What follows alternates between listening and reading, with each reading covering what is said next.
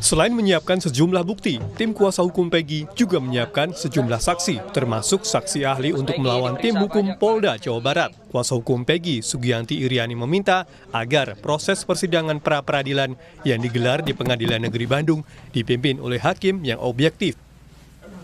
Persiapannya kita mempersiapkan juru bicara untuk nanti pra-peradilan, itu siapa yang akan berbicara pada saat sidang pra-peradilan, kemudian juga bukti-bukti surat juga kita sudah siapkan, sudah dileges, kemudian juga saksi-saksi juga siapa aja yang harus dihadirkan untuk menyatakan secara formil bahwa Peggy Setiawan tidak sah ditetapkan sebagai tersangka, dan juga saksi-saksi ahli pidana mungkin sudah. Terkait pra-peradilan yang diajukan kuasa hukum Peggy, Polda Jawa Barat memastikan siap menghadapi pra-peradilan Peggy, dan Kabid Humas Polda Jawa Barat, Kombes Julius Abraham Abbas bilang, Kapolda telah memerintahkan membentuk tim hukum untuk melawan gugatan dari kuasa hukum Peggy Setiawan. Pra-peradilan, jadi tim pra-peradilan ini dibentuk tentunya untuk menghadapi gugatan permohonan pra-peradilan dari tersangka PS atau kuasa hukumnya, ya. Nah, sejauh ini Bapak Kapolda telah memerintahkan untuk membentuk tim tersebut dan sudah dibentuk. Tentu kami akan menyiapkan terkait gugatan permohonan pra-peradilan yang dilakukan. Tapi sampai saat ini, ya, sampai siang hari tadi, kami dari Polda Jabar belum menerima rilas panggilan dari pengadilan. Kasus yang terjadi 8 tahun silam membuat Menkumham Yasona Lauli angkat bicara lantaran banyak memicu kecurigaan publik. Yasona mendesak Polri mengusut tuntas pelaku yang terlibat kasus Vina secara transparan dan profesional. Vina ini viral banget ya. Kita minta kepolisian Republik Indonesia menuntaskan ini dengan baik. Karena ini sudah bukan hanya di Jawa Barat, tetapi sudah seluruh Indonesia menuntut ada kecurigaan, dan itu harus dibuktikan bahwa yang ada sekarang menjalani hukuman bukan orang yang seharusnya pelaku. Dan dalam hal ini kita berharap Polri dapat menuntaskan dan dengan baik sehingga jelas siapa sebetulnya pelakunya dan membawanya ke peradilan dan mendapat hukuman yang setimpal. Babak baru muncul setelah Peggy alias Peron ditangkap, sejumlah kecurigaan pun muncul lantaran banyak kejanggalan pada kasus yang terjadi 8 tahun silam, apalagi setelah polisi menghapus 2 nama DPO. Salah satu saksi kunci Liga Akbar mencabut pengakuan dan menyebut tidak mengetahui kejadian pembunuhan Vina dan Eki karena tidak berada di lokasi kejadian. Padahal dalam putusan Pengadilan Negeri Cirebon, Liga Akbar mengaku ikut dikejar geng motor bersama korban. Tak hanya mencabut pengakuan, Liga Akbar pun mengklaim diminta jadi saksi oleh ayah Eki. Sementara salah satu mantan narapidana, Saka Tatal, juga mencabut pengakuan di persidangan. Saka Tatal dalam putusan Pengadilan Negeri Cirebon disebut ikut menganiaya korban. Kini Saka Tatal menyebut bahwa dia dipaksa mengakui perbuatan, korban salah tangkap, dan tidak ada surat penangkapan. Berbeda dengan saksi lain, Aib, yang keterangannya dibacakan di persidangan, alias tidak hadir saat sidang, mengakui bahwa kedua korban dilempari batu dan dikejar geng motor. Aib juga mengaku kenal wajah para pelaku dan hingga 8 tahun berselang, Aib kembali muncul dan belum mengubah keterangannya. Sementara kuasa hukum keluarga Vina, Hotman Paris Hutapea, meminta Presiden Joko Widodo membentuk tim pencari fakta atau TPF. Hotman menegaskan pembentukan TPF guna mengungkap kebenaran dan keadilan lantaran BAP tahun 2016 saat kasus terjadi penuh kejanggalan hingga hilangnya 2 DPO pasca Peggy ditangkap. Dan ini putusan sudah final, sudah inkrah. Sekarang dirubah lagi dengan penyidikan yang begitu singkat. Makanya kita mengatakan masyarakat sudah tidak akan dapat lagi mengharapkan keadilan jangka panjang, tidak akan puas kalau hanya menunggu Peggy disidangkan. Jadi sekali lagi kami menghimbau kepada Bapak Presiden Jokowi agar membentuk tim pencari fakta dari kalangan universitas yang ahli-ahli hukum pidana untuk menyelidiki dari mulai tahun 2016 sampai sekarang. Ya. Kasus pembunuhan Vina tak hanya jadi sorotan publik, tapi juga Presiden Joko Widodo. Jokowi memerintahkan Polri mengusut kasus Vina secara tuntas dan tidak ada yang ditutup-tutupi. Tim Liputan, Kompas TV. Polda Jawa Barat memastikan siap menghadapi gugatan pra-peradilan yang diajukan tim kuasa hukum Peggy alias Peron. Sebelumnya tim kuasa hukum Peggy ajukan pra-peradilan lantaran penetapan Peggy sebagai tersangka kasus pembunuhan Vina dan Eki dianggap tanpa bukti kuat. Lantas bukti apa yang bisa mematahkan penetapan Peggy sebagai tersangka hingga bagaimana pandangan hukum pidana pada kasus yang terjadi 8 tahun silam ini? Kita akan berbincang bersama kuasa hukum Peggy Setiawan, Mukhtar Effendi, dan pakar hukum pidana Hipnu Nugroho. Selamat malam Pak Mukhtar dan Prof. Hipnu. Selamat malam Mbak. Ya, selamat malam. Memang sinyal tampaknya kurang bagus Pak Mukhtar, tapi semoga suaranya terdengar. Kalau tidak terdengar tolong kasih tahu aja ya Pak ya. Nah, kalau bicara soal bukti yang akan dibawa di persidangan, selain status dari Facebook Peggy, apalagi yang akan disiapkan oleh tim kuasa hukum Peggy, Pak Mukhtar? Ya, ini kurang jelas, mau diulangi pertanyaannya, Mbak. Ya, soal bukti Pak, bukti yang akan dibawa di pra-peradilan, selain status media sosial Facebooknya Peggy, apalagi bukti kuat lain yang disiapkan tim kuasa hukum?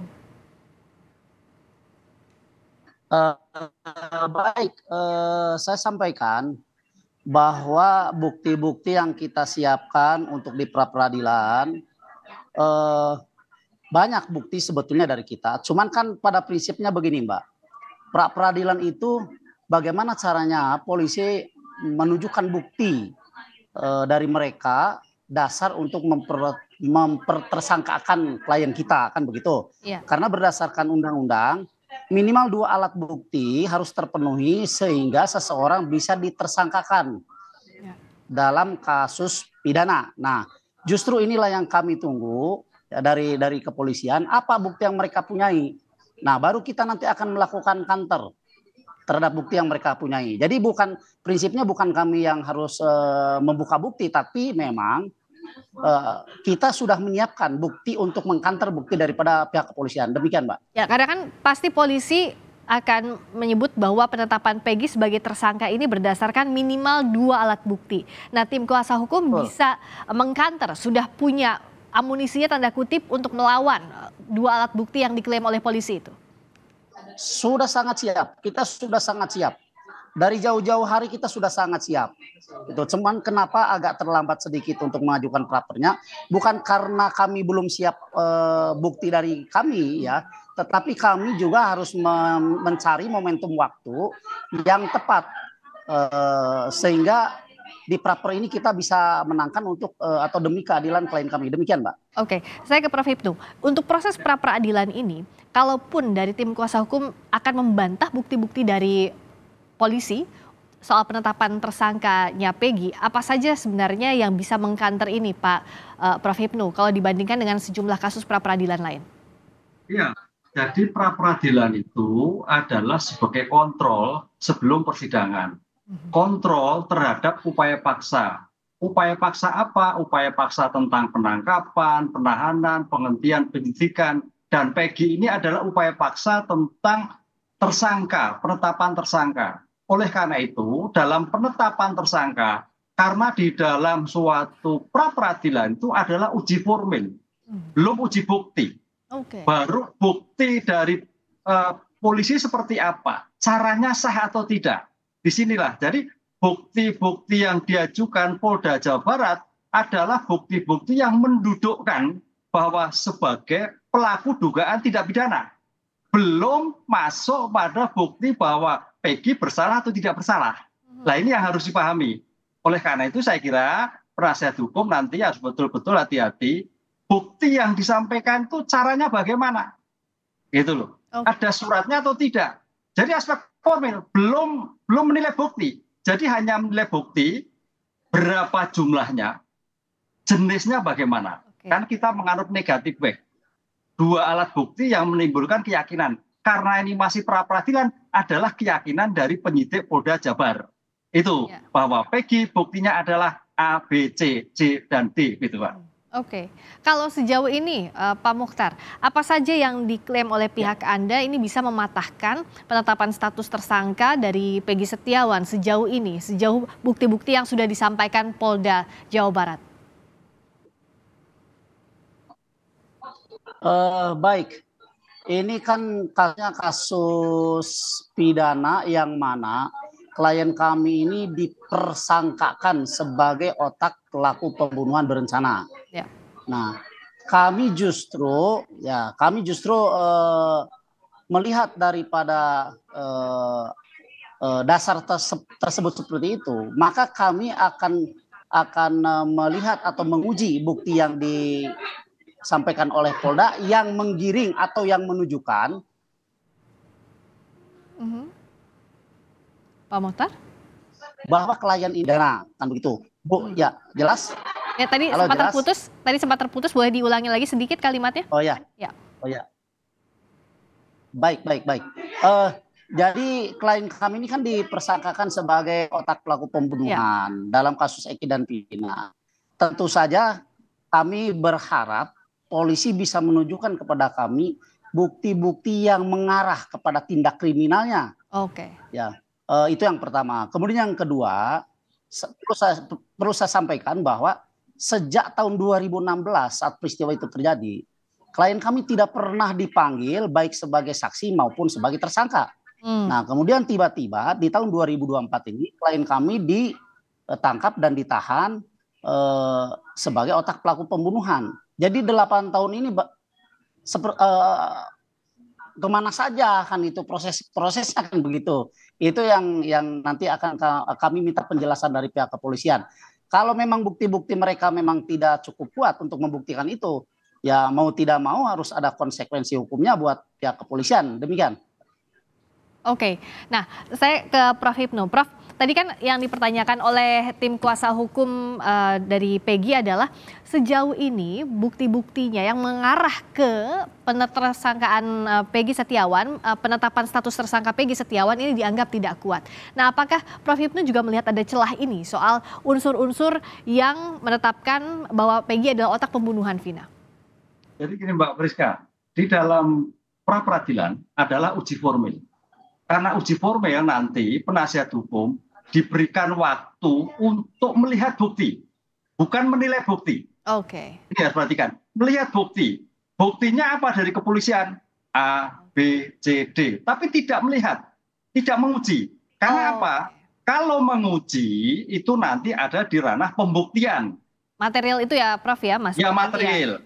Di pra-peradilan hanya melihat bukti yang diajukan Polda apa? Oh ada CV, oh ada pisau, oh dan sebagainya. Buktinya itu nanti diperlihatkan semua. Tapi belum menilai Mbak. Disinilah yang kalau kita lihat di dalam peraturan Mahkamah Agung nomor 4 2016 bahwa pengujian di pra-peradilan baru pengujian formil.